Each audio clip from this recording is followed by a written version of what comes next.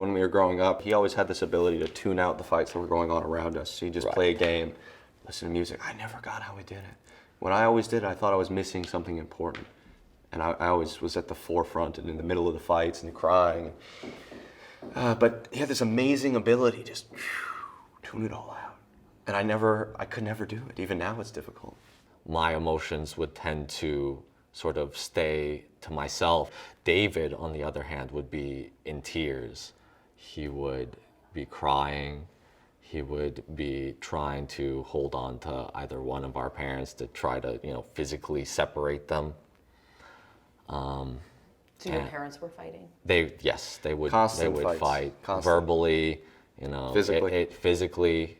Always if it got to that point, which sometimes it would, sometimes it would just be insults being hurled.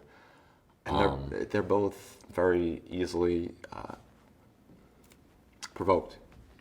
Well, yes. And there were so many fights about I'm going to divorce you, and it's all just one big mush. And it just feels like at that age, that's not what you're supposed to be doing. Being a moderator for your grown-up parents, and being in the middle. Like, why the fuck did I have to go through that? And I think a lot of our problem has been in kind of invalidating ourselves as our mother invalidates us.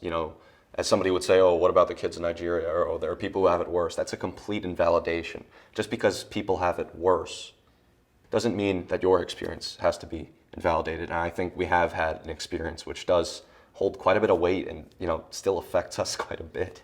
And there's no way it can't. That's the thing. There's no erasing the past. It just doesn't happen. And we've been built by this flawed foundation. All we can really do is try to operate off of that.